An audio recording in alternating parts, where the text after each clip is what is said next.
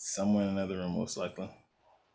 So I was walking to work this morning, and my stomach started to hurt, and I hate public restrooms. What a way to start the pod. I was walking to work. I work a mile away from where I work, where my apartment is. So it is what it is. Good. Walking to work, and my stomach started turning. Problem is, by the time I leave to walk to work, it's an exact 20 minutes I have to get to work. So if I work at 5:30, I leave at 5:10 because I walk through the door and it's 5:30. And I don't try to be early. And you know me, Kev, I have no problem being late to work. But I was already like... Not at all. I was like a quarter into the walk. Stomach started turning. I was like, damn, it's too late to turn back.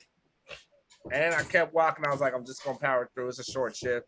Got powered through. Stomach started turning some more to the point where I thought I was going to shit myself.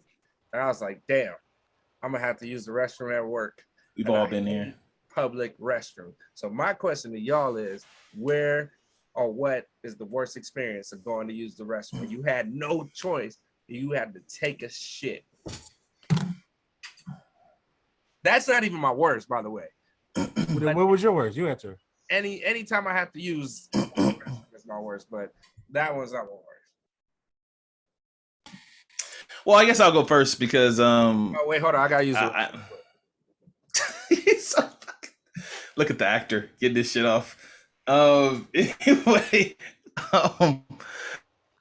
I'll start by going first because out of all you guys, I'm the driver here, so my options are limited when I'm on the road because this happens to me more often than you think it does. I plan my day around restrooms, not even gonna lie. So like, I deliver to casinos out here in Vegas. I deliver to apartment buildings as well, but mostly my priority is casinos, right? So with that, me and everybody that comes in the truck with me, I have a grading system on restrooms for certain casinos for as far as the dock goes. The Aria is a straight F. Terrible fucking bathroom. You never want to use a bathroom there. I've never had to use a bathroom there.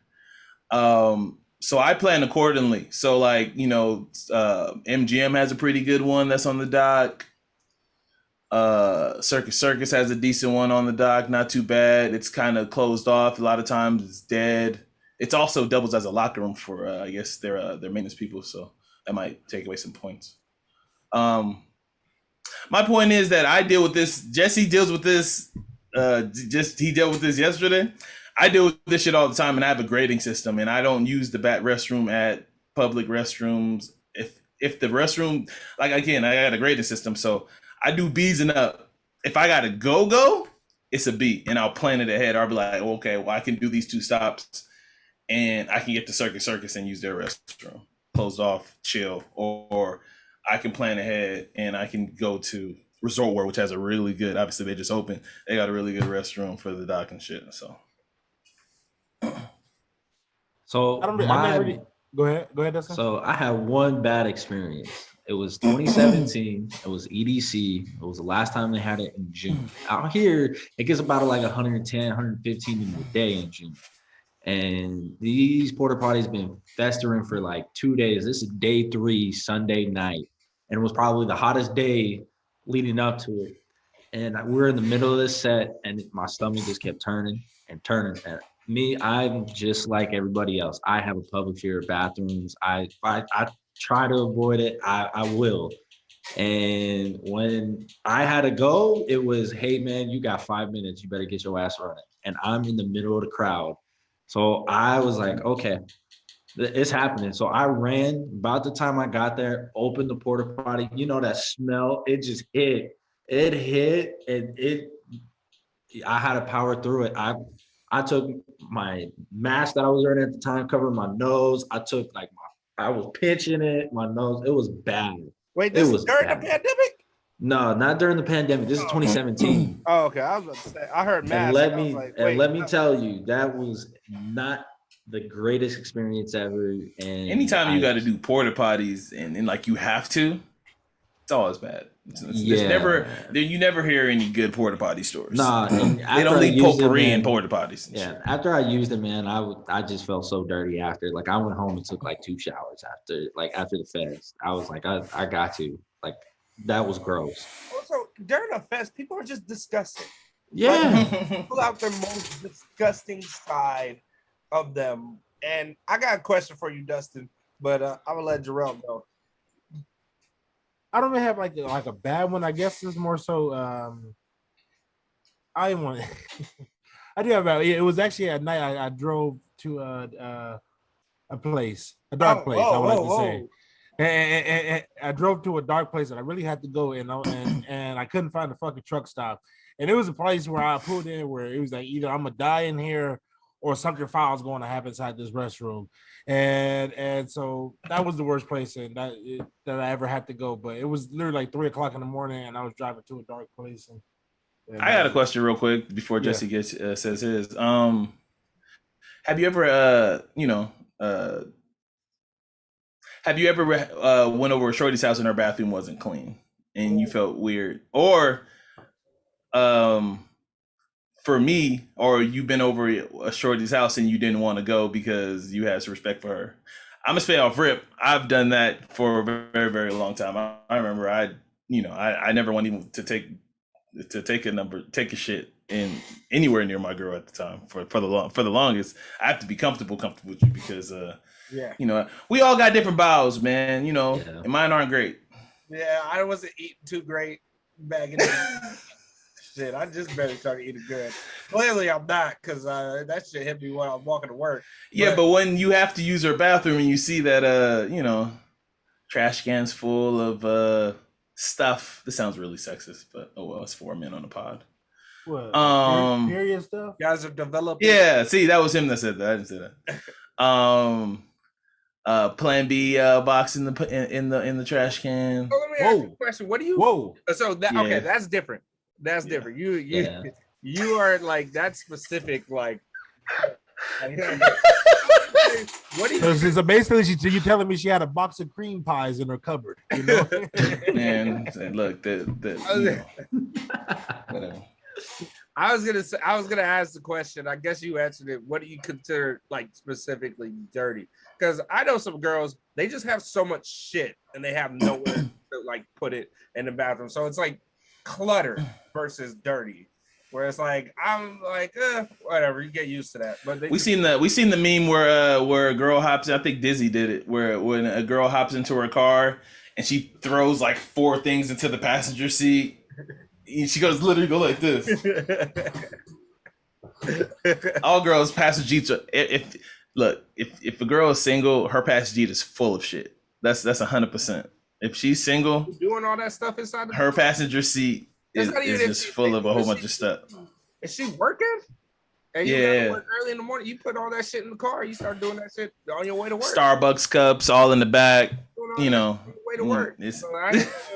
Y'all seen my car. Y'all know my shit always. I can't even hate her. I can't even say nothing to them. Like y'all have a reason. Me, I just am in my car 24/7, so I just don't. But see, there's a difference between trash and just you just got a lot of shit. Like, you know what I'm saying? Pizza boxes is trash. Like if you got a lot of makeup, like that's just you just got a lot of shit. That's just who you are. Like, it don't make me judge you. It's just like, but if you got like empty bottles and beer cans all around, like you got 40 bottles on last night's rub on the floor, I'm gonna judge you, As you should be. And you should judge me if I'm doing the same thing. Like that's person. You judge a person for doing that shit. So I had a shorty get mad because she found a condom wrapper in my apartment, but we weren't together. So it was like, why are you upset? She had no reason to get actually mad. I'm about to say she should be thanking you. Be like, yes, I practice safe sex. Yes. That's what I started saying. I said, yeah. I keep a 9mm under the seat. I practice safe sex. Like you should actually be like, oh man, thank you. This guy's really responsible. I would have said thank you because knowing Rel's track record, girl, you lucky. By the way, what are condoms? What are those? what are condoms? What are those? Somebody tell me what those are. I don't know what those are. No? I was gonna say, hey, Ron, she better be thanking you that she found a condom instead of a plan B with the way you go, bro. Man, that was the younger me, bruh. So seriously, so we talk about condominiums, like apartment buildings, right? That's what we talk about, condoms, like condos. Condo. Oh, okay. Okay. Okay. You said condom? Yeah, condom. I see it all. I see, there's stuff. There be stuff that's boxes, little small boxes behind when you go to the when you go to like the liquor store and stuff. And I just figure they're just small cigarette boxes or anything. I don't know what those are.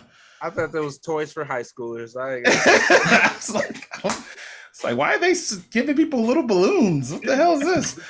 Why high school play with balloons? Tim? I don't know. What the hell is going on here?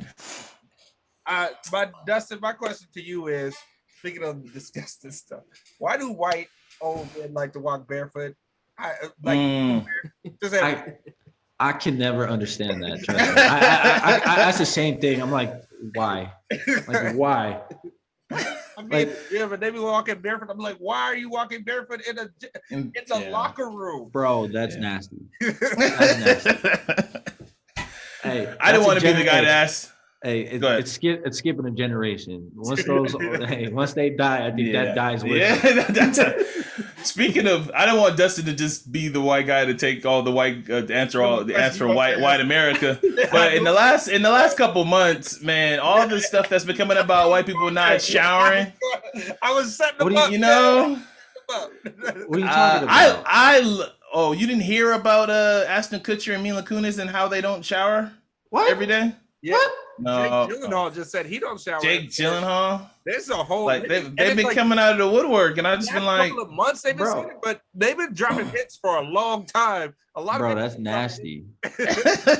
Bro. Yeah, like I said, I didn't want you to answer, be like, because I hate being the person that have to ask for all Black America. So because I'm not equipped. So here's my level for like white America. Okay, you got the ones that the people that don't wear shoes, and doing the after they shower, walking around like how you asked. Then you got the people that don't fucking shower all the time. That's wild, and that's nasty. Like those two are like in the same category. Especially women. Like, again, this is me. Let me say this off. Everybody should shower as much as possible to stay clean. And so let me get that off. And to keep it a bug too, Kev, we know we'd have been around some cats that we didn't hoop with all day. Excuse me. And seeing these motherfuckers come right back out with the same shit that they was hooping in earlier that day, back out. That's nasty too. It's different. Like we didn't hooped all day, and we go out to go Buffalo Wild Wings. We go home and shower. They still in the same fit from the basketball gym that they was in. They're thinking about gas, man. You got to look out for them. They think about gas. My another thing is too, another level of disgustingness. I was just at a show last night, and let me tell you, the amount of motherfuckers that you can tell that didn't wear any deodorant. Nah, bro, the thing is, so musty, they wear deodorant, but they wear the organic ones that only last for 2 hours. The organic deodorant's trash. Organic. No, I agree with you, Kev. There's a difference. Organic deodorant's trash. There's a difference between you wore deodorant and you just sweated it out versus you didn't wear shit. These people did not wear no deodorant, bro. Like you can tell. There's a different smell. There's a different smell. It's like we already know. COVID has already showed us a lot of shit. People just aren't take care of their hygiene the way we when hope. Everybody was all locked up. They're like, oh, I could get away with this. I'm not gonna go see anybody, and that habit's just carried over.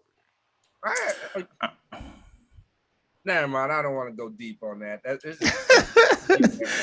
All right, I guess we can get it now. All right, welcome to episode 86 of Those Millennials podcast. Today I am your humble, gracious, and hopefully highly favored host, K the Classic.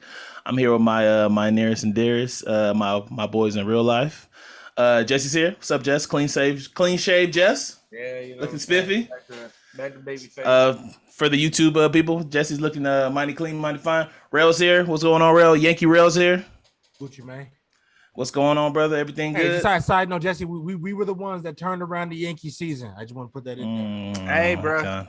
They've been hot since. We've been hot since. God. We've been hot since. We up right now. All right, and I don't know if I call you a special guest. You've been here plenty of times. We have a guest here who's here who's a Denver fan who's going to talk Denver football, Denver basketball. Dustin's here. Dustin with 100 Thieves has. What's up, Dustin? How's it going, man?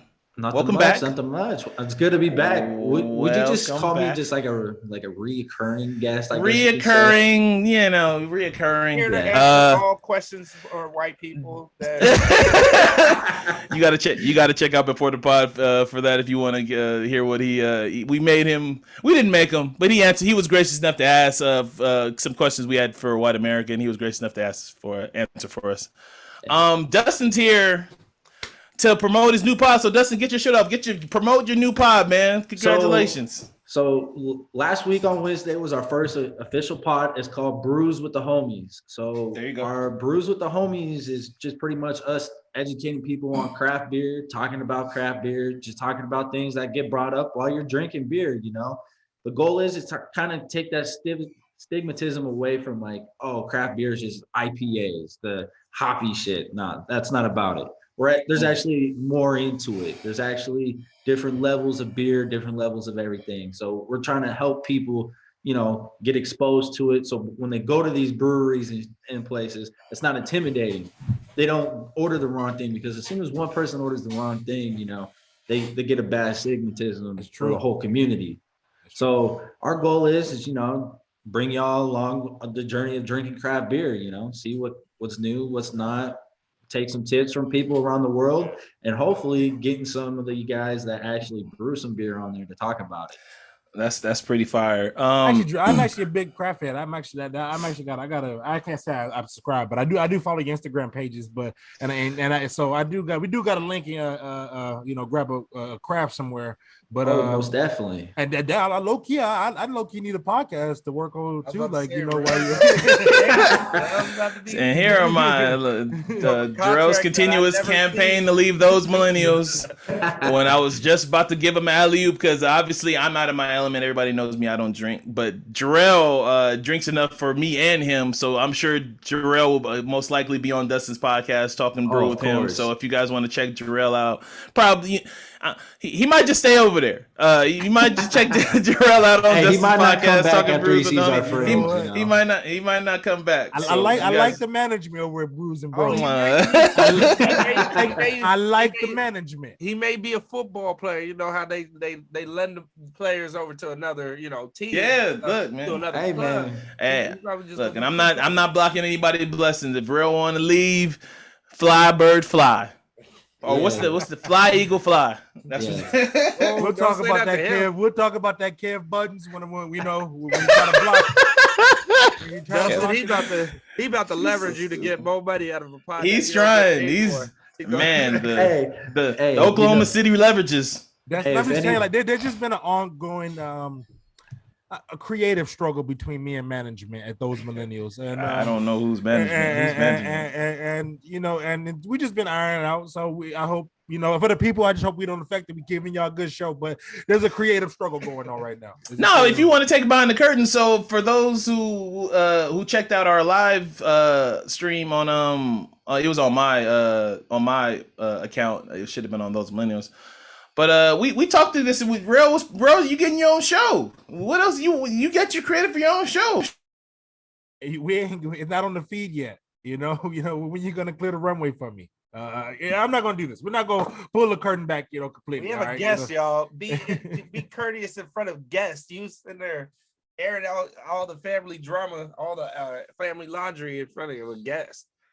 Hey man, like I said, fam. So like I said, Dustin's been here before. He's not a guest. He's been here. He don't live here. Yeah. So he's been here plenty of times. He's been on the pod, arguably the sneaker pod. Yeah, like four times. Yeah, 100%. Yeah. Last one was a couple months ago. Yeah, I mean, I got a sneaker topic that we're gonna talk about if we have enough time on this one. I want to talk about that Kyrie shit. I got a question for you, Dustin. Yeah. For a man that does not like beer, like I've drank it, tasted of many. Some people, Rail's always like, this one's better, this one's smoother, this one that. And every time I'm like, okay, this is a little more drinkable, but I still don't like it. What would you say to me, who I'm more of a, I like ales and stuff more than I actually like beers. Hey, that's perfect. So what would you say, like, what would be that middle ground, or like to open me up to beers a little more? So the main thing is we got to find out what your tastes are like. What taste do you like? So you say you like ales, right? So there are some craft ales that you can get into. I mean, there's that. I mean, you can get into sours or you can get into the fruited shit. So there's a whole bunch of different types of fruited shit where I have beers in the fridge from a brewery called 450 North that's from Indiana. And all they specialize is in like smoothie style, slushy style beers with actual fruit. So like I got one in the fridge right now. That's it's pineapple, mango, strawberry, and blueberry. And it tastes nothing like beer. And it tastes nothing like beer. It tastes like juice. And you can sit there and drink it all day. Then once you kind of start getting your kind of, your palate done, then we kind of move you into like sours, because sours is kind of like the next thing. And then from there, it goes into like IPAs. It goes into your ales, your barley wines, your stouts, all these different kinds of beer. And from there, we just figure it out. Because at my house, right now, we have a whole fridge that's just dedicated to beer. I have friends all the time. Oh, I don't drink craft beer. Perfect example, my girlfriend. Oh, I hate beer. I'm not drinking that shit. No. And just kept going on and on and on. And we sat her down. We gave her some of the slushy stuff, and now she's hooked. She can't get enough of it. So, hey, tell me a good hazy. I'm gonna tell you I'm a hazy man. A good hazy? Yeah, give me a good hazy. Man, you left a good hazy town, bro. I know. I was in hazy capital. You were in hazy capital. I'm in hazy capital. I wasn't in Cali. I know, but it's I get good Cali shit out here, but it's not the same. No. But, I mean, but what's a good hazy that you like out here? Well, first tell the people what a hazy is before you go on. So hazy is another version of like an IPA. So it's kind of a little bit more dirtier. It's a little bit, not as strong as an IPA, but it's just a little hazy. It gives you the flavored notes of that and everything. But Jarrell left a good place in Cali. Out here in Vegas, the beer scene isn't what it's like anywhere else in the world. Like, it's just a whole bunch of breweries right now that just bought the place, and then they're trying to figure out as they go. So for me, I get most of my beer from California and back east. And in California, there's Pure Project. They got some phenomenal hazies. You got Monkish that's out there too. Monkish is by far hazy IPAs. That's the place you want to go. Yeah, my favorite out in Anaheim, but I ain't got none of that out here. No. And it sucks because a lot of people don't realize what we're missing. And during the pandemic, my roommate and I, we would drive to California almost every Thursday after I got off of work, and we would go pick up a whole bunch. And when I say like a whole bunch, I mean, we bring it back kegs. We brought like 4, 6, 10 boxes worth of beer and filling up 2 coolers. So like, we're kind of into it. Yeah. So my question to you, what is your favorite type of beer? My favorite has got to be, it's going to be sours. Sours are my favorite. I just love how, with the sours, it's not just, oh, hey, it's this distinct taste. Each place has a different distinct of sours. Like the level of sourness, the level of flavor to the sour, it's just so good.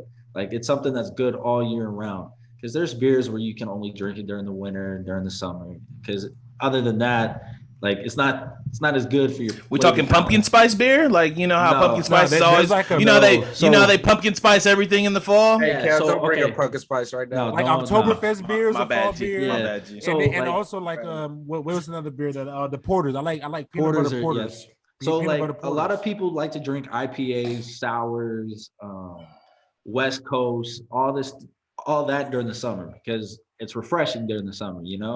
You can drink that during the winter, but it's not as refreshing. Stouts are very heavy. Those are the ones that taste like coffee, the chocolates and everything. That's more like the winter time because it's a lot more thicker, it's a lot more darker, and it's a lot better during the winter than it is during the summer. I didn't know that. I didn't know there's a time of the year, seasonal drink. That's cool. Well, and it's also crazy too because there's a place out here in Vegas called Beer Zombies, and they just opened a brand new place in downtown Summerlin, and they call it their little tap room. So they have food there that you can pair with beer that actually like go together. So you're not just ordering food and then some random beer. You're actually getting a beer that's meant with that food. So when you're eating it, like the beer is that much better. Yeah. Okay. Yeah. So with the brews with the homies, this is stuff that like we're gonna try to break down for people who just have like questions, because beer is intimidating. If you don't know it or you don't meet the right people to kind of introduce you to it, you kind of just get discouraged. You're just like, holy shit, this is a lot. And are you going to be doing how you doing bi-weekly? How often are you going to be doing it? Once a week? Right now we're going every Wednesday. Occasionally we're going to start doing a Saturday here and there, just because we have so many friends that are a part of this that we get together and we do a whole bunch of beer shares where we will drink like 12 to 14 beers in a day, and it's just split between like 6 or 7 of us. So we got episodes where we're going to be actually reviewing beer. We're actually having a giveaway for our first episode. It's actually going to be a little beer glass. Yeah. And how they already do it better than us. God damn it. They haven't got it. You got that Hito shirt. Give that Hito shirt up. Give the Hito shirt up. I can't give it the Hito shirt up. We talked about this. We're going to do a giveaway once we hit this. Yeah, so we got a giveaway right now for a glass. It's actually like an 8-bit style, Olympic style Sonic the Hedgehog. So you got Sonic the Hedgehog, you got Mr. Egghead, or I forget what his name is. The villain. Oh, Robotnik? No, that's not Robotnik. That's not Robotnik. I forget his name, but he's in there. Yeah. It's a cool little glass. So for anybody that's gonna want to partake in it, you gotta follow us on Instagram.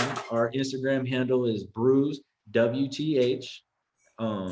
Also from there, we're on Apple, we're on Spotify, we're also on Amazon. So you got to like and subscribe on those and on our Instagram for you to be able to enter. And once you enter on that, I think we're announcing it in 2 weeks to kind of get more people involved, get the word out. So there's a lot of the chance for people to get in. So everybody go out there, support Dustin. Go out and support, man. Dustin's been a part of this podcast since the beginning. So we know we wanted to take the time to shout him out and give him his flowers, and hopefully it sounds good. I don't indulge, but it sounds like you guys intrigued me right now, so that's fire. Hey, Kev, tell him about the weekend in Vegas with Rail you giving away. Tell him about that. Oh, look, you can have the weekend. Look, once we officially hit that 5,000 download fishing mark, you can have a whole weekend with Rail. But the only thing is, you gonna have to pay.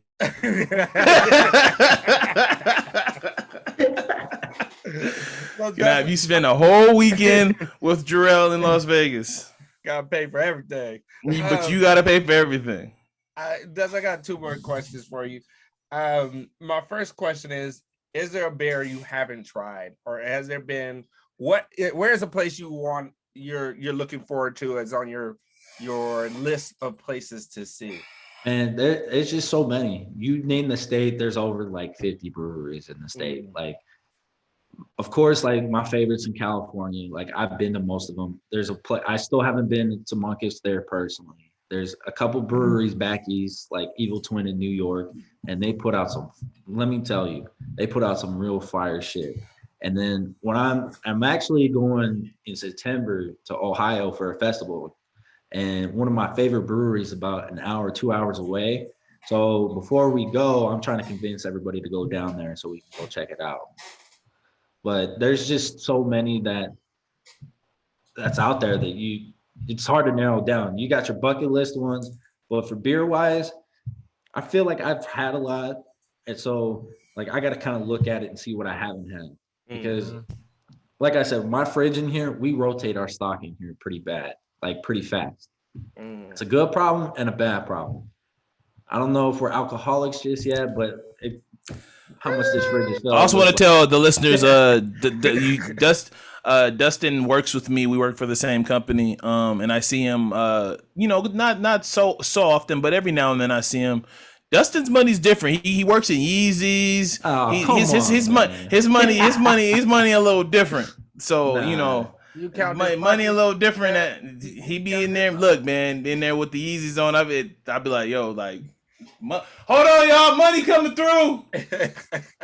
Says the nigga with land in his name and a 2-car garage. You know, right? You got land. You got land in your name. Fill somebody else's pockets. Hey, Kevin. Hey, you know what I tell you every time you say that about me with my Yeezys? I tell you it's all about comfort, man. Yeah. Hey, sometimes you gotta pay a little extra dough for a little bit more comfort. Oh, right? believe me, I know. You guys will see this weekend what me and my lady hit on the Instagrammies.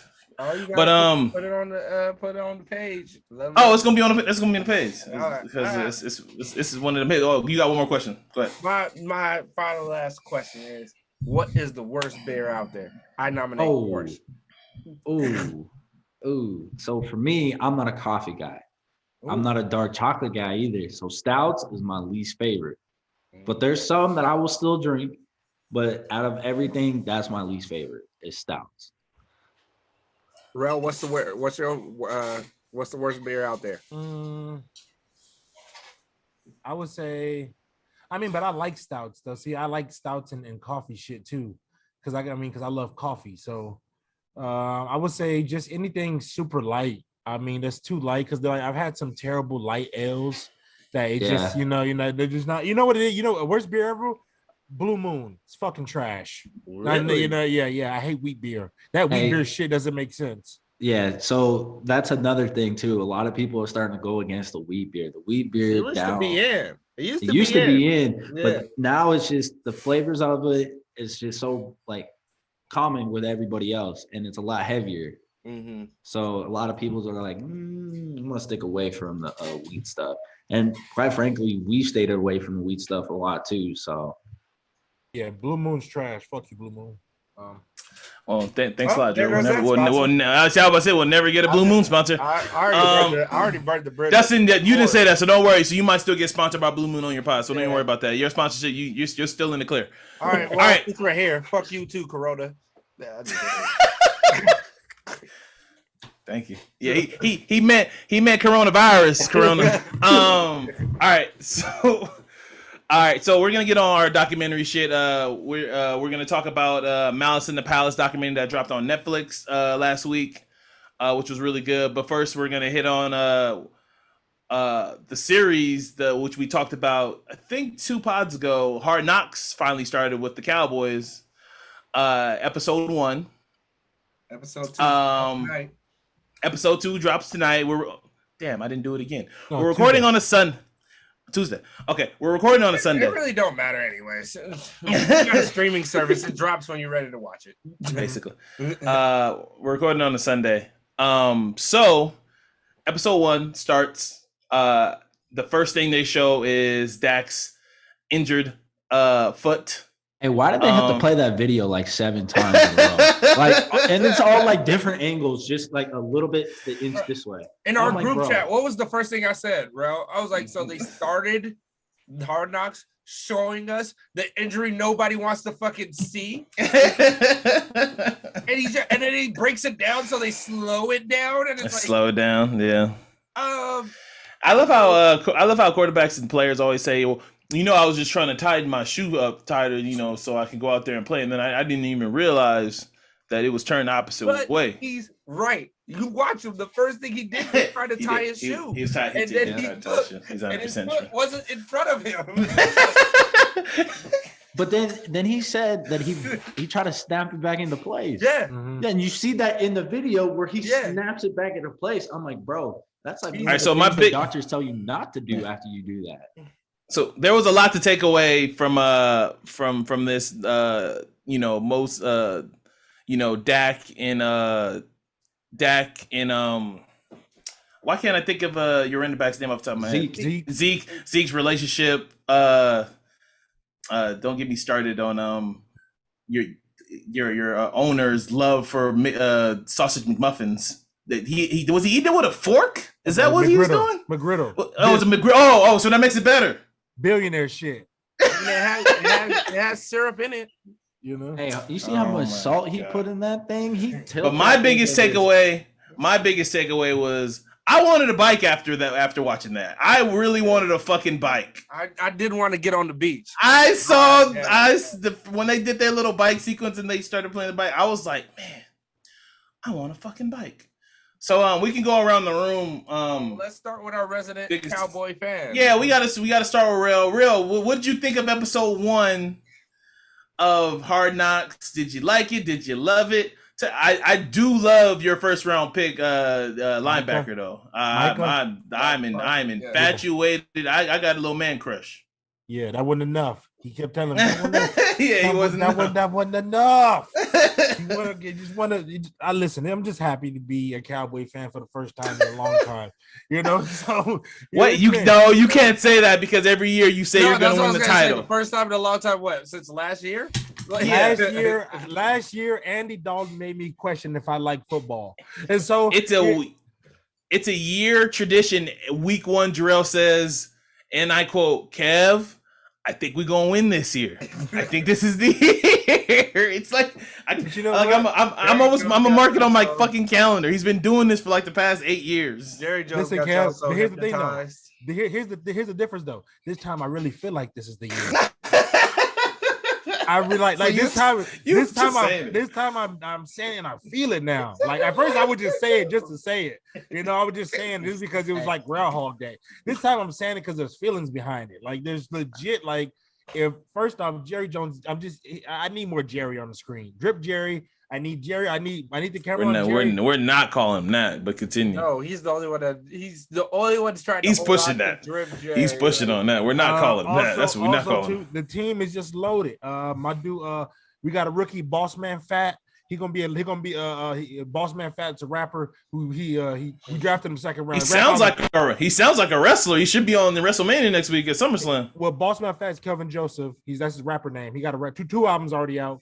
And we're gonna learn about him in the next episode. This shit hot too. Go get that. Go get Boss Man Fat shit right now. He says that right now until he sucks, and then he's done with him. Continue. But overall, that nigga needs to go back to rapping. Yeah. He's in the studio too much. That's Boss Man Fat might be holding a bowl and a Grammy at the same time. He might be holding that thing. Vincent Lombardi and the Grammy at the same time. You know what I'm saying? Yeah, Dame's not ever holding the NBA championship. But okay. You can but great episode. We should say that about a Carmelo Anthony, but things are looking different nowadays. Continue. Hey, we did say that about CP3. Can we call? We said that about CP3 too. Can we call 10 LeBrons? You know, so LeBron Melo gonna get him one with the king. You know, so overall with the episode, I loved it. You know, I mean, I like the way Dak is hungry. He's at that level of arrogance right now, especially when they kept taking him out. I like that. He's at asshole level now, where he don't give a fuck no more. We tired of this losing shit around here, and so I love, Dak's response to being taken out. I need more Dak and Zeke. So maybe I'm the wrong nigga to ask, but the bromance. Dog brought me to tears a couple times. It was like I was watching Lethal Weapon all over again, just watching a bromance. And I think that's gonna be the difference because they play for each other. They really have that. They want to win for. Look at Jesse. Jesse's so stupid. Hey, he can't win for him if he's gonna let him. Arm out. Hey, Jesse, this is not the week to let him have it. Let Jarrell dig this hole. Let him dig this hole for himself. Just because remember, this is recorded audio that we can use on him later. Hey, I'm just telling you, I'm thinking it's Super Bowl or bust. That's all I'm gonna say. All right, Mike McCarthy. That was the only down part for me. I feel like Mike McCartney was he had me ready to run through a fucking wall. He had me. If I was in Did that he? locker room, yeah. First though, ready to run you know what I love? I love the mojo. I love the mojo moment. The mojo moment. Oh, the mojo. Okay. That was big. That shit had me hyped. And then also too. Did it? That Dustin talk, man. Just stop. That mojo moment was horrible. What are you talking about? You heard him talking shit about how the guys were horrible. That shit had me ready to play again. And also too, when he said Johnny fuck around, he's out of here. You know, Johnny, we're not doing that shit this year. Well, then not to mention, Jarrell used to talk so much shit about Mike McCartney when he was the quarterback of his arch enemy, apparently Aaron Rodgers. But now that he got the star on his helmet, things are different. Aaron Rodgers got Mike McCarthy fired to do what? Because he didn't go back to the Super Bowl. Just saying. No, because he was not good. What? Aaron Rodgers got Mike McCarthy fired to do what? Because Mike McCarthy is the only coach that got him to a Super Bowl. Mike, you know, you got him. So we're blessed with Mike McCarthy, and it's gonna work out this year. Blessed with Mike McCarthy. Mm-hmm. Go ahead, Dustin. Go ahead, Dustin, man. What'd you think of the episode? Mike Lombardi after this year. You know, it's always cool seeing the behind the scenes fact. And one thing is, like Jarrell said, Dak's got that assholeness in him, but you know, that assholeness in him is only going to get him to 8-8 again. So, no, they can't go 8-8. They had an extra game. 8-9. 8-1. Let's go with that. Let's start 8-1. 8-1, baby. I'm sorry. And then on top of it, you know, we forget this episode talks about how they're gonna tie. They're gonna tie with the Washington football team too. Continue. We also forgot that Dak has also got an MRI on his throwing arm. And then you forgot to bring that part up. They were also talking to the Yankees trainer and who else? Yeah, the Texas Rangers. Because he was so giddy to get out there. He was ripping his he was cut. If you watched all his throws, he was ripping it like it was game 12 because it's practice. He was ripping it like it was. Wait until it's game time. He did a nice job throwing at the nets, the little net thing, the little thing. That was great. Listen, that was awesome. If you seen the way he was cutting it loose, Dak was cutting that thing loose. Even McCarthy was like, "Where's he at right now?" He's like, "Oh, time to scale it back." I'm sure Isaiah Thomas looks really good at fucking practice too. Hey, Drew Lock looked pretty good in preseason too. I mean, before he broke it, let me hit you with facts now. Before he broke his ankle, he was only on pace to lead the league in passing, and he was on pace to throw for 5,000 yards. He was on pace to break the Cowboys record again. He was also on pace to winning no games. Oh, did you forget that part? Like, you guys were like 0-3 at that time. Yeah. We were 1-3, and we won that game. We went to 2-3. Then we lost a lot more after that. That was nice. But I love that blessings come in the sky. You lose a lot, and you get a Micah Parsons. So you get somebody like a Micah. When he was injured, Micah looks good. Definitely the best part of the Hard Knocks for me was Micah. Micah looks legit. I just like before he was injured, you guys were 0-3. So and you could have lost that game still if Dak played that entire game. But 0-3 wasn't Dak's fault though. The big game of 35 points. No, it wasn't. It wasn't his fault. He bet on himself. Maybe he was playing well. I ain't gonna hate on that. Mina Kimes always says wins and losses is not a QB stat. Continue. Well, it's not. Whoa. It's not. Unless you're James. It's not. That's what I'm just telling you what Mina Kimes. I love Mina Kimes, by the way. I love Mina Kimes. That's not a QB stat. That's not a QB stat. Wins and losses is not a QB stat. But like I said, I disagree. That varies because if you're Jameis Winston, it does varies because he turns the ball over so fucking much. Hey, let me tell you about my guy. But wins and losses, 30 for 30. It's an entire team sport. It's entire team sport. That's her point. It's an entire team sport. But when you turn the ball over like a quarterback like Jameis did when he had 30 picks. Also, when you have a defense that can't score, that doesn't stop a team. Like, what are you talking about? You can say that about anything, to the team. Anybody. As a quarterback, the one thing you cannot do is turn over the football. This is like being a point guard. But that doesn't equate to like that is a part of winning and losing. Does a kicker who misses field goals get the win or loss? No, that's do you get that to the quarterback or the kicker? Hey Jesse, I do got a point here, and this is gonna go against you. Look at the Broncos last year. We had a top 10 defense, and our offense was like last in the league, and it was all due to quarterback play. It wasn't because of our defense couldn't stop nobody. It's because our quarterback cannot throw the ball and could not score. But that I'm still Amina. Equate that to one player. Like, no teams. Tim Tebow went and won a playoff game. Like, he knows. He knows. Hey, I lived through this. What are you talking about? Tim Tebow's not a good quarterback. I was telling them they need to call. Tim Tebow didn't have a good week, by the way. But continue.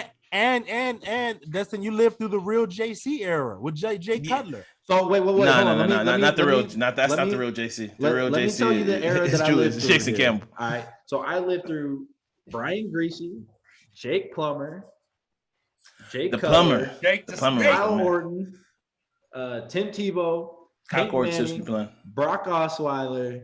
You don't count Payne, man. Hey, that's our boy, Kev. That's our boy. You and I are forever linked to that man. If that's some bullshit. Hall of Fame locker, you talk about something. You want to talk about a boring Hall of Fame speech? I mute Peyton Manning shit. All right, so we're moving on. Hold on. What a hating ass nigga, man. I swear to God. I'm gonna be the contrarian here. It's time, y'all. It's time to hang up Hard Knocks. It's time. What's wrong with it? There was so much production in there that was trying to make a moment. Oh, Dak cussing on it. I want to get in. Take the goddamn camera off of Dak. He probably said it 3 times, and y'all just kept repeating and showing it. And it was like you guys were forcing a moment there. You forced a moment where you tried to Mike McCarthy's little speech. That shit was trash, yo. Who was he supposed to motivate there? That was I don't know. Like every time. That's what I said. I don't know why you felt like you were through a wall for him. I was like, it's the same formula. The coach gives a big time. Because I've heard the same shit for the last every year for Jason Garrett. That's what I've heard. That's why it's different. Because Jason Garrett just gets up there and claps his hands and smacks people on the ass. That's why it's different. The clapper. McCarthy do. Bring the clapper back.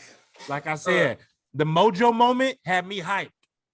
Mojo moment. YouTube. Go to YouTube. The Mojo moment, y'all. I thought that was gonna be dope, and that shit was trash. Like it was just, okay, that's it. I mean, it's only episode 1. I'm intrigued. Cut the. I'm gonna keep watching. I'm a football fan. Yeah, the Cowboys are an intriguing team. They are a team that you want to watch. They're the team. But we don't have the personalities like the first time around. So that's the difference. Our personality is probably going to be our owner. And he's going to say the most outlandish shit. He cries all the fucking time now because he's getting old. And he just rekindled with Jimmy. And so... that was such a weird crying moment. He just started because, I don't know. Let me tell you why. Because he's really... he's coming full circle on the fact that he fucked himself. He fired a coach who won the Super Bowl for him and then brought another coach and then rolled the fucking football out there. And Barry Switzer, all he did was just show up at 3:00 every day. And then he realized, like, I never won a fucking Super Bowl again. And that's why he's so in the perspective of, I fucked myself. And low-key, he blackballed Jimmy for fucking years. Jimmy's barely going into the Ring of Honor this year. Should have been. And that, like, when they showed that, it was like a couple weeks ago on my time, I was like, why the fuck isn't Jimmy? He blackballed him because Jimmy was mad because he got fired, which he rightfully should have been mad. I just won you a fucking Super Bowl. Are you kidding me? Like, honestly, Jimmy should have been in the Hall of Fame. Been in the Hall of Fame. I will say this. I was listening to an interview. Dan Lepetard is real close to Jimmy Johnson. Well, not real close, but he's cool with Jimmy Johnson. Yep. And those Miami ties. And he, even at the end where Dan Lepetard was like, I never thought you and Jimmy, or you and what's your owner's name? I always forget his name. Jerry Jones. I didn't know you and Jerry. Double J. I didn't think you and Jerry would ever mend fences and come together. He was like, we'll see. He's doing being nice to me now. He doesn't trust them, man. Like that was a bad relationship. And I do think Gerald Wayne Jones deserves one. I do think Gerald Wayne Jones needs one. I'm sure you feel like he deserves one. Like I said, after this season, it's time to hang it up. I know they was trying to bring it back. And they was like, all right, after a pandemic, we need something big. Cowboys. I appreciate it. Look, Micah Parsons looks great. Really good. Dak looked good. I don't know what to say about Zeke until he plays. I don't know. Oh, you the one that talks the most shit. You talk this. I was the most shit about Zeke. Like Zeke ain't bad, and you no Zeke got to go. Zeke don't want to wear the he don't want to wear the shortcut t-shirts anymore. Like okay, Zeke. Nah. Zeke got it back. I don't know if he's gonna be Zeke Freaky anymore. No, have you seen what was they talking about? His weight. He lost 20 pounds. He looked like a fucking cat out there. He looks like a cat. Okay. All right, let's get out of here. Let's move on. All right, so episode 2 Hard Knocks we'll talk about on our next pod as well. Hopefully it goes better for Mike McCarthy, but everything else I enjoy. Like I said, it made me want a bicycle. Jesse thinks it should go away, but I'm hanging up. Yeah, you made it seem like it was great bicycle. It was just a whole episode for bicycle advertisement. Exactly. It was. They did a whole part on it where they showed like half the team riding around the complex on bicycles. Days when players were inside just walk around inside the jacuzzi with the chains on. What happened to those days? What happened to the days? And Mike Irvin was doing snow right when they got out of the jacuzzi. So stupid. All right, so we're gonna go on to our next topic, talking about a documentary series that hit Netflix last week. We're gonna talk about Malice in the Palace. The what is it called? Malice in the Palace? I'm not sure. I think it's called the Untold Truth. Untold. The Untold Truth of Malice in Untold Malice in the Palace. For those who don't know, I don't know how you don't know, but Malice in the Palace, huh? Maybe they don't. There may be some people. Malice in the Palace was a brawl that took place in 2004, I believe, and Detroit with the Indiana Pacers and the Detroit Pistons. A lot of players was involved, most notably Captain Jack. I think it's really weird. Actually, never mind. Most notably, Ron Artest. Most notably, Ron Artest, Steven Jackson, Jermaine O'Neal, Ben Wallace. Ben Wallace started it. But takeaway. So we all watched it, right? And we don't have to go frame by frame and talk about everything on this thing. But like, what was your biggest takeaways? What did you leave that you didn't know from the documentary series? And who suffered the most from this series happening? Justin, we'll start with you. So my thought process is watching it. One, you got to remember, like, I forgot about this. If this like simmered all year round, like from the playoffs from the year before to them getting their rings. So there's that. The thing that a lot of people didn't know. Yeah, and being in Detroit, what a lot of people didn't realize too, didn't Ben Wallace have a death in his family? His brother died or something? Yeah. So they talked about it on the doc. Yeah. There's that. Those are like the two biggest things. And then what was the point guard's name that told Ron that he could go get his foul? Tinsley. Jamal. Carolyn has been driving this home. She thinks he gets most of the pie. That Tinsley gets most of the pie of what happened in Mountain Palace. I say the pie. He gets the second most of the pie. But we know who gets the biggest piece of the pie. Yeah. If you can hear in the background, she's talking. I heard it. Guys, continue. So those are the two things that like really stuck out to me, or the three things so far, is the year before in the playoffs to, the point guard and then Ben Wallace, right? The two people that lost the most from that, I gotta say, is Jermaine O'Neal, but the person who lost out the most on that is Reggie Miller. Yeah, absolutely. You hit the nail on the head. Yeah, definitely. Yeah. I think it's Reggie because they were looking like the best team in basketball without Reggie. I remember that season. I remember that season very vividly. Monster. I remember it because if I remember correctly, that was the year the Rockets. That was like one of the first years, if I can remember, that T-Mac and Yao were healthy around the same time. Yeah. So again, my hope was that they were going to make it to the finals. Obviously, that didn't happen. But that's big. I remember That was a big hope. Look. I had high hopes. I just realized you said you were hoping the Rockets made it to the finals. T-Mac was my favorite. T-Mac was my favorite player. That was a big hope. That was a huge hope. T-Mac and Yao, man. Who was stopping T-Mac and Yao? But probably that team across town called the. Yeah. Nah, nobody was stopping T-Mac and a healthy T-Mac and a healthy Yao, bro. Okay. All right. So for me, my biggest takeaway, for me, was, and it said in the documentary series, one of the fucking security guards who worked at this arena for over 7 years did not know who the fuck Reggie Miller was, who's literally Mr. Indiana, and not just in the NBA. It wasn't the security guard. It was a cop.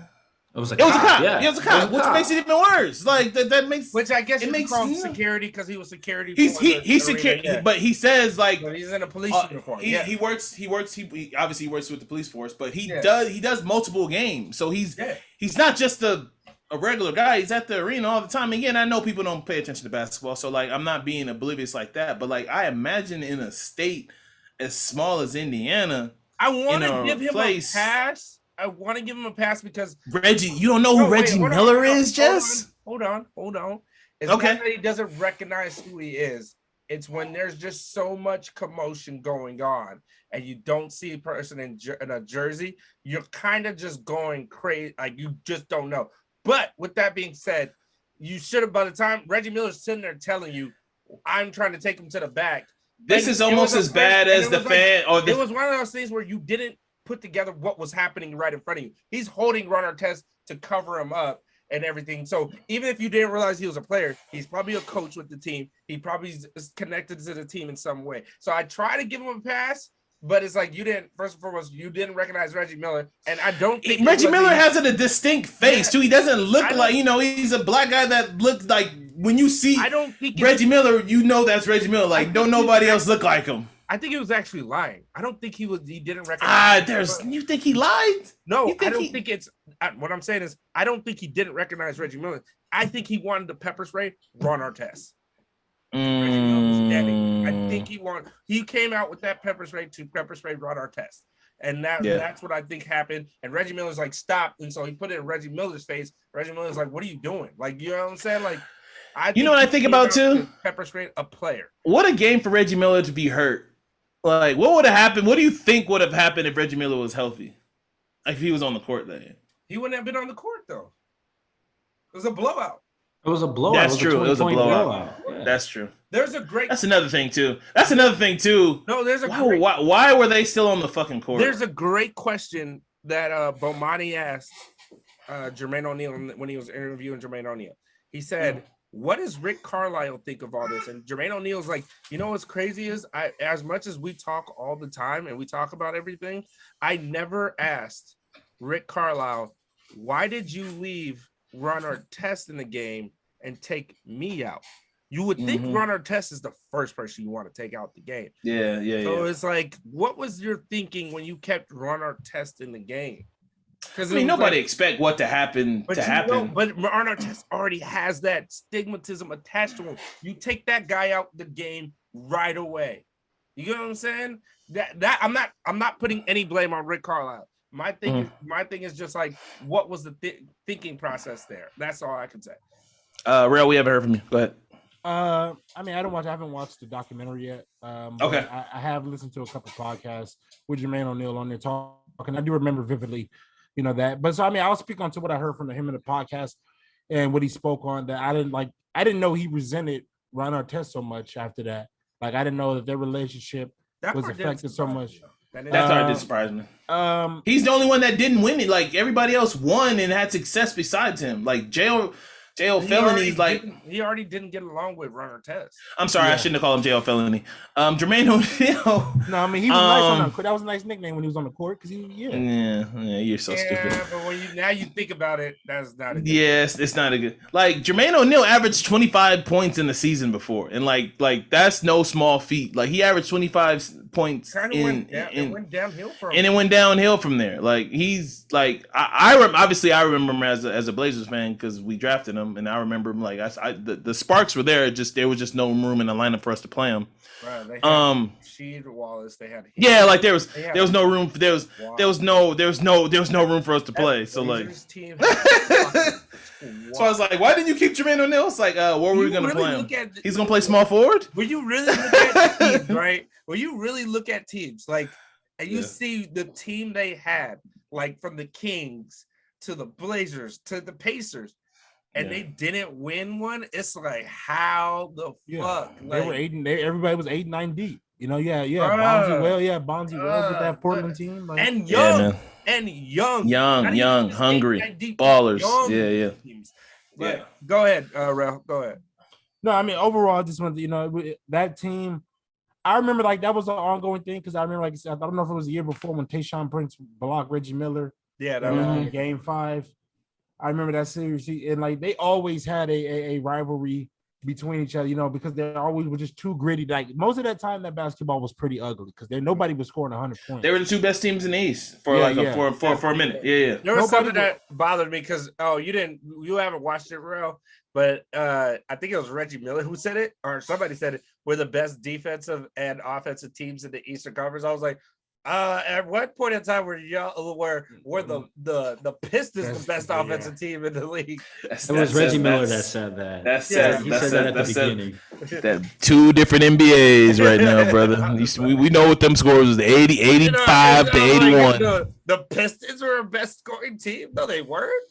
I don't think anybody averaged more than 20 points. One last thing I want to say is just the ultimate trickle down effect that created basically a new NBA after that, and it's like the craziness of it and the terrible stigmatism. Stern went hard. But go ahead. I'm sorry. Stern went a little bit overboard, for all the money that I was lost. But at the same time, I do feel like now that we're in today's age, like I just put that in context in today's age. Like, what if that happened today? Like when Russell Westbrook has some shit thrown on him, or the dumbass, every dumbass fan in Utah because they're bored, they just want to say ignorant, stupid shit all the fucking time instead of just watching the game. It just, like it spawns. It just has so many questions about like, what if that never happened? Like, the dress code was enforced. You know what I'm saying? Like they were trying to get away from this Iverson. Like for some reason they blamed Allen Iverson for all this shit and the dress code because they didn't blame Allen Iverson. I would say they blame Allen Iverson being the way because they blame hip hop, for the thugs, for everybody coming off as thugs. He was one of the first people that pushed the hip hop culture in the NBA with the braids because everybody was used to Michael Jordan. Think about it, it wasn't him that pushed it first. It was Michael Jordan. The baggy basketball shorts, baggy clothes. But Michael Jordan, when he did an interview, he had a suit on with one hoop earring. He looked like a businessman. Like 90% of the time, all those things. When you saw Michael, he was in a suit. When he went in the back, when he went like Iverson was doing interviews in the fucking jersey, and it just looked unprofessional. And the chain looking like a rapper. And the chain. So that's my thing is like it created such a stigmatism over somebody else being dumb and throwing beer on somebody instead of everybody pointing at that motherfucker and saying, "Get his stupid ass out of here for throwing beer at somebody." Yeah, Ron Artest shouldn't win there, but you can't blame anybody when there's people in the heat of the battle. You can't nowadays because like they're athletes. So I just see the bullshit that we had to kill stigmatisms by your clothes because a jersey meant that you were gonna run in the crowd and fuck somebody up. But like the crazy part is they embrace it all now. Mm-hmm. They embrace all of it now. Even now, like I mean, obviously we've all seen Malice in the Palace like videos and stuff. I remember watching SportsCenter all day and CNN all day that day that shit happened. Like it was still shocking to fucking see. Oh, it's like crazy. On the documentary. It was still shocking to fucking see. To watch the documentary, it's still like, oh my god. It's still this like mouth open, like damn. So this like, is what shit. Game question. 8? Did y'all watch that live? Because I remember I was watching it live. I don't think I watched that game. I'm not even gonna lie. I didn't watch it live. I was watching that game and I fell asleep, and my brother was like, "Yo, they're fighting," because remember towards the end it like cuts away, like it goes to like commercial and it comes back and then it's like, oh, this is still happening, and then they're like then all out fight breaks out. my thing that I take away a few things, and if y'all pass me the rock and let me go ISO real quick. Go. There's a few things I take from there. Number one thing I take, it's like how the courts actually got it right. Yeah. Court That's actually true. got it right. Got it right. Yeah. Actually, because Jermaine and Steven. Oh, Steven didn't care to appeal, right? So Steven Jackson he went up didn't there, appeal, but he didn't really care to like defend himself. Jermaine O'Neal and Ron Artest. Ron Artest knew the writing was on. There was no way he wasn't gonna get the whole year. He knew that, but he still was there. But what I'm saying, and even that plus like the DA deciding, hey, is saying outright they had the right to do what they did.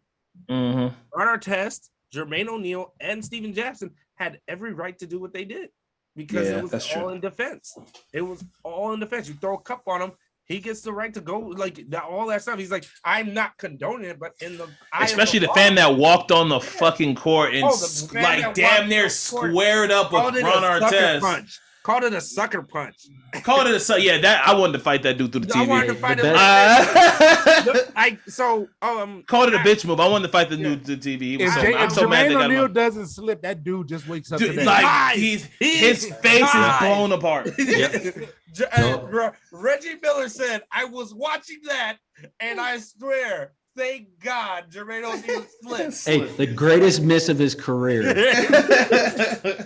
I'm talking about homie just waking up. Dude came on the court and he came on the court. We don't know how he came on the court, but he came on the court, pulled his pants up automatically. I'm about to fight. Pulled his pants up and had his fist balled. We all know what that means. You know what's funny is? I was talking to Chris. Shout out to Chris. He did all that. Got close to Ron Artest and realized how big Ron Artest is. See him, and he was like, my God.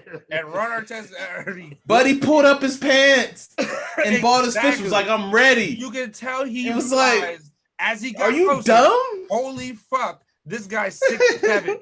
That's what he realized as he got closer because he balled up, and then you see him start to and Ron Artest was like, fuck this, and gave him a 2-piece. And then Jermaine O'Neal came with the third. And then so my thing is like that.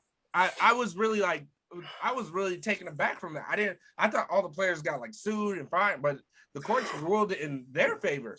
And I thought that was incredible, especially given like the circumstances and everything, given what was put on television. So what was being put on television to everybody versus what is the narrative of the media. Yeah, that's another big thing. And if Jermaine O'Neal doesn't fight this, if the DA doesn't say, hey, this is like the players made a mistake, the DA says straight out, everybody's at fault. And we're going to do this and judge everybody accordingly.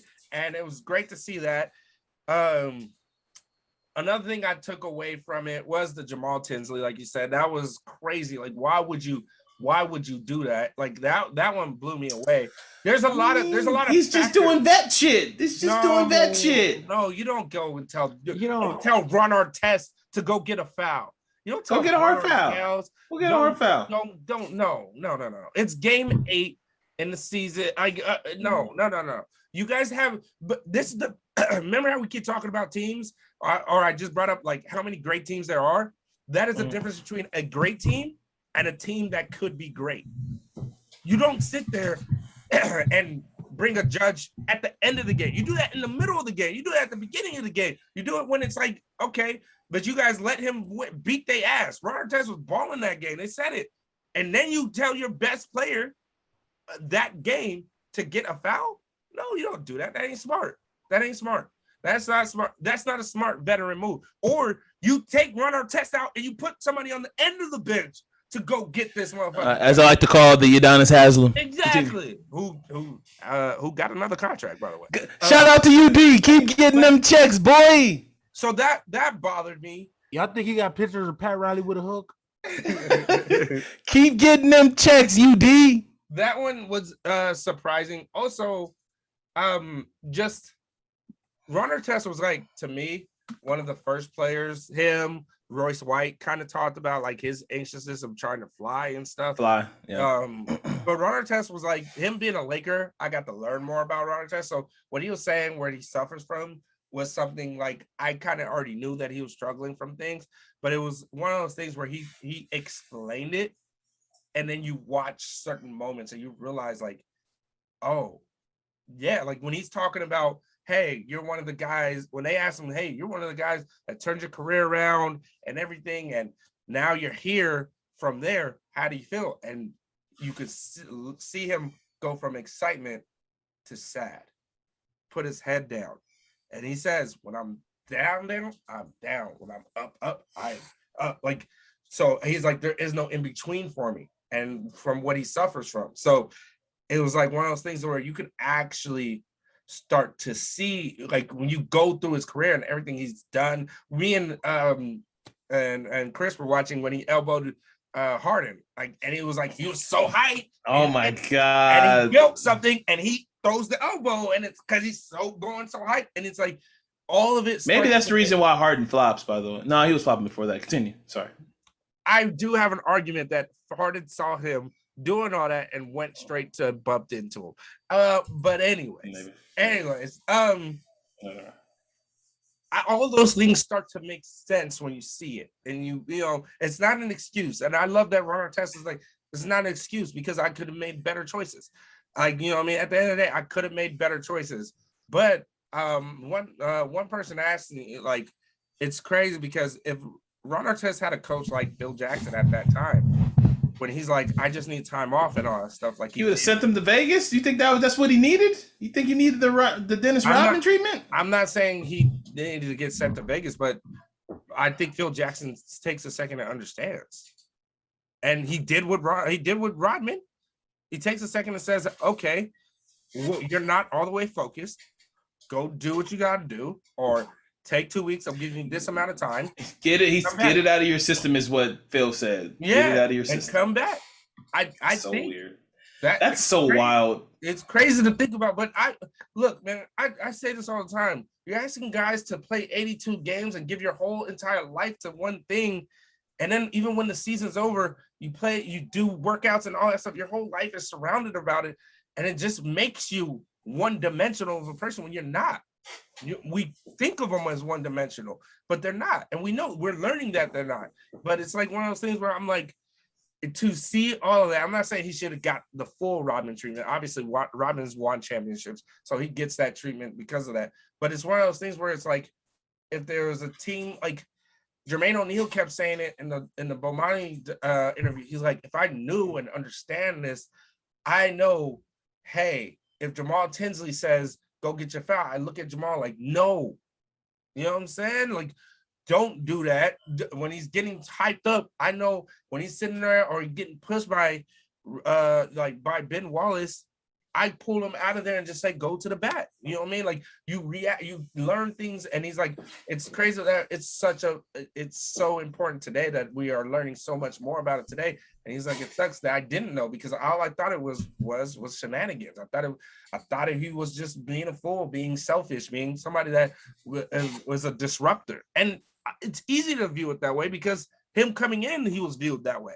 So it's interesting. That stuck out to me because how people start to understand these things. And it's like, it sucks that Ron Artest suffered from that. He did make his decisions of things that he decided to do. But it was like, it's interesting today that we respect the athlete saying something about all of this, because you didn't have that voice to say it back in the day. It would have been the torn ACL. They're crazy. It's such.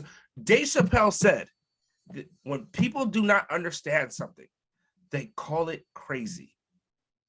They just automatically put crazy on there. You even hear it as he's sitting there mad or upset. Oh, Ron Artest has a crazy look in his eyes. Or he's just fucking upset. Oh, Ron Artest has a crazy look in his eyes. But what those Pistons were doing, and what's his name, Rick Mahorn was doing on the court, that wasn't considered crazy. They were called tough. You know what I'm saying? All that stuff it's a change but you keep feeding people this idea of something, and now we all think Ron Artest is this. And it was one of those things where it's like you start to learn. Wait. You just brought up something that I heard, because Mike Breen is everywhere, by the way. He was on the telecast that game, right? If I remember correctly, right? Yes. Didn't he say during the telecast, Ron Artest has a look in his eye that looks so scary right now? I was bringing up. That's exactly what he was saying. I remember that. That's exactly what he said. He's like, the look in Ron Artest's eye. I looked at it. Scary right now. Does he? I was like, what? But the thing is, that was kind of a weak thing to say by Mike Breen. Yeah, and it's just like you keep painting these guys as but you know what? In hindsight, I think he takes that back. I think he takes that back. Yeah, but he got caught up. Emotions, he's at the game, like it's new. With you're like, who's seen that? No, when he said it, it wasn't at that point yet. It was not at that point yet. That's the thing about it. No, but it was after Ben Wallace pushed him that he said that, Yeah, but I just got pushed. And then everybody's pushing me back. But announcers play into that. Whoever is the issue, they play into that person. They put so much into it. But it's the inability to understand. Not to say that Ron Artest is correct in what he makes in his decision, but it's like one of those, the inability to understand and try to understand that it's like we just labeled that as crazy because that's not normal behavior. But what exactly is normal behavior? Being somebody that is a civil citizen, that is normal behavior, right? That's what we consider normal behavior. But I can be a civil citizen. I just gotta I don't have this. But we keep lining up and trying to put everybody in this middle space to be civil. When it's like we need to understand not everybody is the same, and and they can function. You just got to know how to work with that person and be around that person, because you can't go from Ron Artest is the most loving person off the court. You give him he's dope, and then he gets upset and he throws a fucking camera and he's willing to throw it across the goddamn court. There's something wrong there. You know what I'm saying? And to try to instead of just saying he's crazy, why don't we just try to understand for a second? And I do commend the Pacers that they gave him a therapist right away. They did give him a therapist right away. So he had a therapist. He had a travel therapist throughout the rest of his career. And he was practicing what he learned in therapy. I know, Ben Wallace was it was even more disrespect that he laid on the table, and they try to paint it more as more disrespect. That throw by that fan was actually incredible. That throw by that fan was incredible. I'm not even gonna if I'm gonna take away anything, that throw was spot on. The way he threw that from that far away. That throw tells me it was meant to happen. Yeah. That's that type of shit that's that was spot on throw. I was because you forget how far away he was from it. I was like, Jermaine O'Neal literally says he went into the wrong profession with that fucking kind of accuracy with a cup of beer. Lights out. Go ahead, Dustin. I have two other things that you guys kind of just brought up in my head. Didn't they start off saying the fan that ran onto the court that they were gonna take away his season tickets that night before all this happened? Yeah, they said talk about in the doc. The fan that ran on the court. Yeah. So I can't remember if it was the one. I think it was the fan that ran on the court or the fan that ran on the court. But after they said that, they never really followed up with that to see the whole process of hey, we went up to him and that's when he knew, oh, this is my last time here. I'm gonna do something dumb. It's the fan that threw the cup. They said, So my thing was, why did you wait till after the game? That's what I'm saying. Why couldn't you deny him service at the door? Yeah, exactly. That is irritating to me too. That's what that was another thing I was like, so you guys let him go to another game? That doesn't make any sense. Yeah, why would you let him? You knew the fan was already causing trouble. Why let him stay? Why even give him the satisfaction? Hey man, this is your last game. We're gonna take your tickets away. No, you take that shit away and say no. But now I bet you the NBA learned from that lesson, and now they do take those tickets away beforehand. Yeah. Second thing is, this reminds me how much I dislike how people always paint the picture of all white people. For me, that white dude is sitting there saying, "Oh, I'm okay with it. Oh, that's who you think it is," and he's all cocky with it. Like, I can't stand that, bro. They caught you red-handed. Like, it's on camera. Yeah. They caught, like, this. They literally caught you on camera, and then when reporters came to your house, you want to act like, no, that wasn't me. But then he started doing the videos. He started doing the interviews. Yeah, so untouchable. Yeah, so that's my thing. That's the whole thing that drives me nuts about white people. They sit there, they get caught red-handed, and then they sit there and be arrogant assholes about it and go, "Oh, I didn't do it. I didn't do it. I didn't do it. Oh, they can't touch me." He did end up getting touched, but that 100%. I just can't stand that, bro. Yeah, I'm not a fan of that either. Can I add one last thing before we go ahead? We're about to close, but go ahead. Yeah. I'm just finish real quick, and then, I just ultimately think this boils down to, like, some people go to the game for the reason that I go to the game for. I appreciate the athlete, like, this is they are a paid professional performing, they're giving me a show, you know what I'm saying? Like, I paid the ticket to watch the show. Like, some people go in there with the mentality of they're jealous because they have this 9 to 5 and they fucking make, maybe, 95, however much they make a fucking year, and they feel like the athlete is or they just feel like this, and I hate that. I wish that's something we gotta stop that. Also, not to but to add to what you said, they also believe I'm paying hundreds of dollars for this, so I have the right to do what I want. No, you're not. You're like no, you're not. They took all the fans, and guess what? Everybody still made 29 million. Okay, so let's get rid of this fucking notation. Like they do need us, and in the long term, we need each other. Yeah, let's realize what the world is. We fucking need each other, all right? Yeah. We seen what the world was without sports. Let's start appreciating some people, all right? Like let's stop throwing shit on motherfuckers. If you gonna talk shit, that's cool, but stop throwing shit. Like, because I'm saying, like, we're tiptoeing this line again. And it's concerning because everybody has an opinion. Everybody's trying to for clickbait. It just, now everybody wants to do some dumb shit. It's a fearful. Yeah, that's what I'm saying. We're treading a scary water again. And you know what's crazy? What's funny is you're treading a scary water again with another person that's considered crazy in Russell Westbrook, who doesn't play that shit. And Russell Westbrook is far from fucking crazy. He's not even near a Ron Artest. But the way we see him play on the court, it's like, oh man, he's like different, right? But it's like you're doing it to the person that is going to do something about it, that is willing to go fucking into the stands. I don't give a fuck about you. And shout out to Russell Westbrook, because there's been so many things said about that man.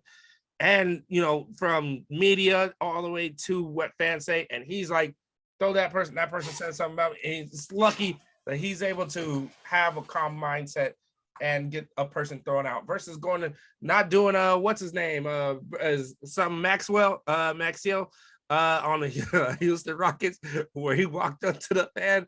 I love how they always bring up that Malice in the past, but Maxwell did that. Jason Maxiell? Not Jason Maxwell. Vernon Maxwell. Yeah. Vernon Maxwell went up to a fan and gave him a 2-piece. And it's funny because, what the fan say? The fan said something about his daughter, cancer. His daughter that died. So it's like, that was in Utah. Yeah, it's like, of course it was. And it's like one of those things where you're like, come on, man. But that's fans been thinking they can say whatever they want. Shit, I had one last point, but I forgot it. I was gonna say, but all right, good conversation. Check out, it's on Netflix. Really good. Revisited. Like I said, it made me rethink about the Tracy and Yao years, and maybe just think about the state of the NBA back then and now, and just made me reflect. So check it out on Netflix. It's pretty damn good, pretty solid if you're a sports fan. All right, so we're gonna get to plus or minus. Dustin has 2 questions for plus or minus. I'm gonna let you ask the 2 questions that you came up with, and I'm just gonna ask the one that Jesse came up with. All right, we'll do. All right, so plus or minus. First question. First, before I get to plus or minus, Lakers former starting point guard Dennis Schroeder signed a taxpayers MLE with the Boston Celtics, which is like almost $6 million. 5.9. Say almost $6 million. Mm-hmm. So Jesse came up with this one for plus or minus. So plus or minus, Dennis Schroeder on his next, he signed a 1 year with Boston. So on his next contract, he signs a bigger contract than the taxpayer MLE on his next contract, plus or minus. Well, minus. Okay. Minus. Well, Double minus? It's a plus because it's like anything's more than the tax exempt. But what I really meant is like, does he get the big contract? Because his wife is like, he's betting on himself and wrote this whole big thing that you watch. It's all part of the plan. You know, being a wife, being a team player, and supporting them, amazing. I commend you. But my question really is like, will he get that contract eventually that the Lakers offered? How old is Dennis Schroeder? 29, 28? Nope. Yeah. How old is he, real? 29? 28. 28? Nah. He's So, the windows. Why are you happy about this? The window's been missed. So my question, that's why I asked that question. The window's been missed. And I will just say, I'm in the minus field as well, because you're gonna be a backup, and I think that's where he's really good at, is being a backup. I think that's his best role. Yeah, he's a backup point guard. Backup for the Celtics. He'll probably get like 50 mil. Nah, I don't even think he gets that. I think he gets less than that. Because look, let's put it this way: he might be looking at Lou Williams money for the rest of his career. He's looking 5 for 35 the rest of his year. So he might be looking at which is nothing to sneeze at. That's money. It's money, but I'm gonna put it to you like this. I just had this conversation with one of my friends. He's a diehard Boston Celtics fan. I should have stopped the argument right there. So Dennis Schroeder this year was making what, 17, 16, right around there a year, right? So he turned down an offer that was about 20, right in that range. Nah, somebody that was 4 for 84, 2023. No, it was 3 for 83, wasn't it? Or 84? No, it was the Van Fleet deal, 4 for 84. Okay, so he got the, noticeable pay grade because, the season before he had performing numbers. He kind of took a little dip this year, right? He bet on himself, and then second half of the season fell off, right? 4 years, 120, he ain't worth it, right? So from the salary he was making before that, you took less than half of that. Name one time as an athlete who took less than what they were making beforehand, half of it, and it made that money back. Because Melo, when he left, he was making a lot of money. When he came back, he could never get anywhere near that. You said before he hits 30, I think there's players we can name. It's only, there's the Narlands, Noels. Before he hits 30, yes, but I think this was such a hurting, I don't think there's anything he can honestly do to. He can play his way into a $10 million contract. I do believe that he can really, but he's going to have a great year. He's going to have the year he had at OKC if he really wants that contract. And I think it's a 6-man. It's a 6-man. He's fighting for 6-man for the rest of the season. Yeah, I hope for the rest of his career. I personally have vendettas against Dennis Schroeder for reasons I won't get into, but I would hope that he can beat out Peyton Pritchard. I don't know. That man just dropped 92. Who looked good? It's summer league, but no, they already said he's coming in behind Marcus Smart. Yeah, he's gonna play. They already said he's gonna play a lot. He's gonna play a lot. But my thing is, I say all that, it's interesting to me because it was like the contract he signed in OKC was a pretty good contract, but that was like a show and prove contract too, right? So he was at a show and prove state at that point. So that contract that he signed with OKC was not a contract. That was actually the extension he signed with the Hawks. So that wasn't even a prove-it deal that he got with the Thunder. Okay, so that was like my thing, because it was like, it's he's betting on himself, but I'm like, I kind of feel like you playing out this year was betting on yourself. Like, you don't go and sign a way lower contract. You should have at least got a 1-year, $10 million deal with a 1-and-1. Like, you at least get that. So it was like, I don't think anybody really. Well, and also too, these $100 million rumors that were coming out, it was like it didn't make sense. It was just like how's it going up? It should have been like, I'll take 4 for 84 anywhere. But it can't. The price. But I also feel like the public and the media, he shouldn't have been. He shouldn't have been donkey of the day. I don't know why the Breakfast Club did that. I was like, I get it's funny that everybody wants to laugh that the man turned down a big contract. Yeah, it's just I get it. He turned down he turned because he betted on himself, but it was like why is this? You can't make anybody else donkey of the day for turning down. That didn't make no sense. I don't know why. You want to know what's funny is? Even if he signs that for 84. I still think he gets traded. Yeah, his ass. But I will say this: the Lakers should be thanking their lucky stars every single day that man said, "Nah." He saw the contract and was like, "Yeah, I'll wait." Yeah, I will also say, ear to ear. There's no way they gave Russell Westbrook with that contract on their books. Lakers didn't do any favors by announcing that leaking that they gave him that contract and he passed it up, and then it was leaked that he wants $100 million, and Lakers had a bunch to do with all that shit. So, but it is what it is. Yeah, but we knew it was like, hey, bruh. Yeah, exactly. I was like, bro, you should sign that. Yeah, they were trying to push. I felt the same way about another player, the Hawks, John Collins. I was like, how much did they offer you? Sign that shit. But I think John Collins goes anywhere and he gets paid that much. That's the difference between him and Schroeder. What John Collins did. He's still young and he showed his shit what he did in the playoffs. Shows like this is a guy that even if he's not a scorer, they was already offering him. They show him his contract. I was like, having a good playoffs before a contract year is the ultimate boost. Yes. And it can be for the team. What's the name? What's the name of that center that played for the Hornets that got paid because he blocked every shot against the Cowboys? Bismack Biyombo got fucking paid because of one series he played against LeBron that he lost. Anyway, we can move to the next plus or minus. Go ahead, Dustin. All right, since we're on the basketball topic, let's go ahead here. Does the first 3 picks win Rookie of the Year? Any of the first 3? Cade Cunningham, Jalen Green, and Mobley. I like Jalen Green. I'll say plus. I like Mobley.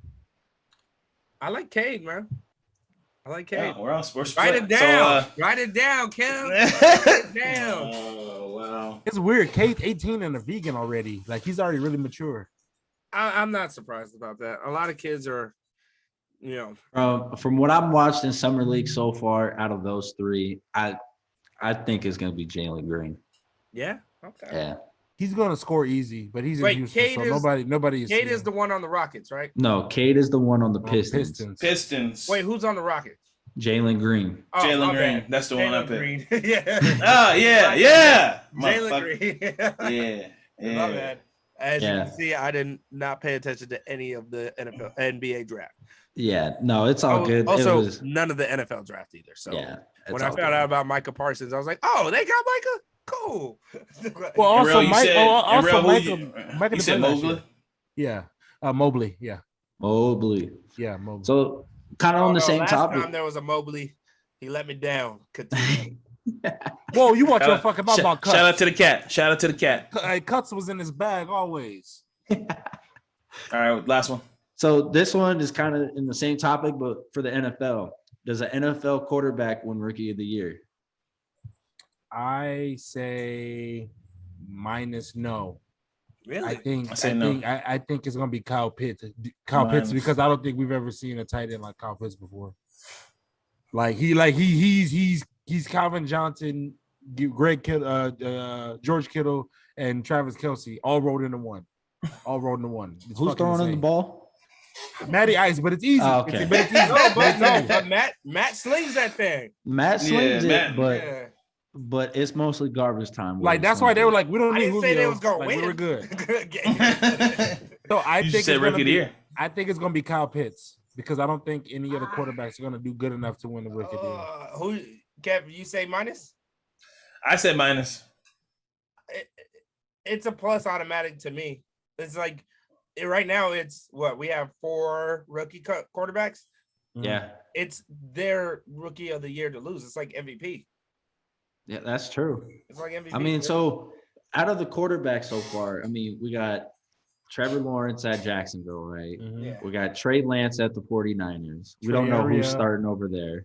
Who else we got? We got Zach Wilson with the Jets. Yeah. I mean, We got what's his name? Justin Fields in Chicago. Oh, Justin the Truth Fields. Oh yeah, I like Truth. We already said Trey Lance. Yep. Trey Area, yeah. Trey Mark Area Jones for the Patriots, or Matt Jones, Alabama quarterback. I'm telling you, keep your eye on Trey Lance. I think he's gonna be the best. I don't know. I'm like Trey. It's only, but he's not gonna start, and that's gonna piss me off because it's like they gotta get Jimmy G ass out of there. Give that man porn star Jimmy gotta go. Just give him the starting job. Jimmy. I think it's between Trevor Lawrence and Sunshine. Trevor Lawrence and why did I just forget his name? We just said it on the Bears. Fields. Justin Fields. I think it's between those two. Zach Wilson. Thank God the Bears finally have a quarterback. Hopefully, Bears.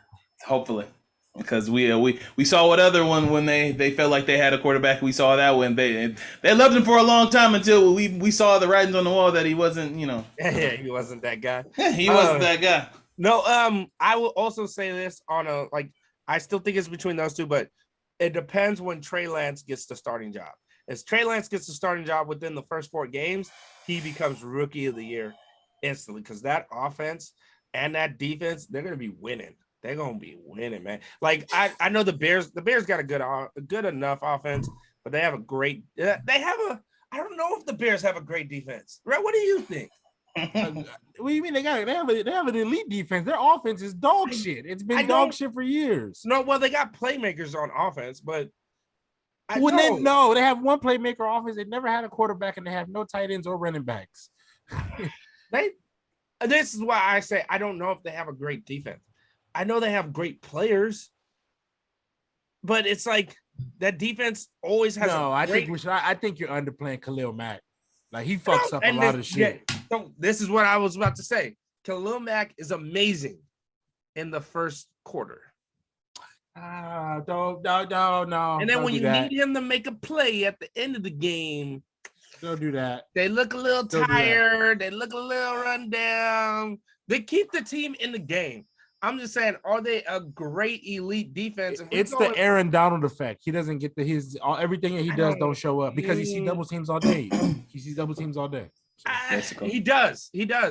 But then they have a great D end on the other side, and he doesn't get those numbers. So I'm not saying they're not good. I'm just saying they got names. Let's see if they can put it together. Yeah, I think they would be more memorable by now. Like it's like we know that they're good, really good. We know. Let me give you one word. They're not great. Here. Let me give you one word that weren't great. Mitch Trubisky. That's why you're a backup quarterback now. Yeah, he won every play. All right. I think we had a great pod, guys. Dustin, thank you again. We appreciate you coming through. And, thanks for having me. Shout out your pod one more last time before we get out of here, brother. It's Brews with the homies, and it's Brews WTH. Go on y'all. All the socials. Go Brews WTH on all the socials. Go find. Yeah, all the socials. Go find them. Go support my man Dustin. I know I'm drinking tequila right now, but it's in honor of Brews. Right. Appreciate it, guys. No problem. Anybody got anything else to say before we get out of here? I got one thing. It's scissor reel season. I posted one of those scissor reels last week of Ben Simmons and Rondo putting up jumpers on the gram, working out, right? LeBron and Brody. My question is this. Who got the rebounds for those misses? Got a lot of cardio that day. The cardio machine was going crazy. They got their laps in. I hope they had an Apple Watch on. Don't you disrespect practice? I hope they had an Apple Watch on because all that damn running from all those missed shots Rondo and Ben Simmons did. I hope they had an Apple Watch on so they count their steps. Practice bid be hitting them. Off-season bid, OB, be hitting them shots. He just don't take them during the season. Okay, I just wanted to get that off my chest because, like I said, it's scissor reel season. I'm sure we're gonna see a lot of black ops after the summer league's over. So I'm sure they're gonna go work. They're gonna go to New York and go work out with Brickley. Oh, Hoodie Mello's been out there with Brickley. Oh man, you got to follow Brickley. He's been out there. I got he's with Amani Bates. Yeah. He's with Bates right now. I'd rather so Instagram. So I'm gonna just tell. I'm 100%. I'm gonna just tell everybody right now. Just don't go on your phone and just say if you see Dwight Howard knocking down threes, just ignore it. Just like the picture if you like it and move on. Like the picture and move on. It's just like me getting Jamal's gonna be ready at the start of the year. Homie posted a video. Yeah, he's probably him jumping down right. Yeah. Hey, Jamal, take your time. Take your time. I said the same thing with Clay. I said the same thing with Klay Thompson. And I was like, the nigga hasn't been playing for 2 years. No, but they've been showing videos of at the beginning of the season. They showed him working out, running up and down, doing workouts, and I was like, he's still not gonna be ready at the beginning of the season. What am I missing? Anyway, let's get out here. I got one. Go ahead. Shout out to fucking Nas. Oh, Nas. Shout out to Nas. We didn't. Album. Shout out to Nas. KD's dope. Resurgence. Hit Boy. What a match made in heaven. Like God just here you go, Nas. Hit Boy making a catalog, boy. Hit Boy's he's gonna make himself one of them ones. My only critique. You guys missed with the Eminem feature. Eminem got off, but yeah. It just didn't mesh. Mesh. That's that. Yeah. But other than that, Nas, congratulations. You got the Lauryn Hill feature. Lauryn Hill fucking killed that track. Shout out to Lauryn Hill.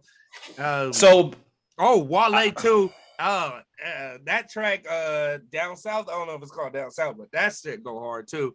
Sorry if I'm doing all my music shit now. No, you're good. Next part, I'm gonna talk about how incredible T-Pain is because I've been had this in ether for the longest time too. Next time we talk about music, remind me to bring up T-Pain. He finally started answering his DMs. That's fucking anyway. All right, hilarious on Drink Champs. He was great. I didn't watch that yet. I'm planning on watching. I only watched the clips, but everybody is great there. So Drink Champs is always good. Is it Young Blue? I think I listened to that. That album's fire. I listened to that album's Young Blue. Oh, you finally listen to it? Yeah. That album. Too many features for my liking. Too many, but it was good. It was good. Shout out to Young Blue. All right, y'all. That we're those Millennials and featuring Dustin and. Thank you, Dustin. Anytime.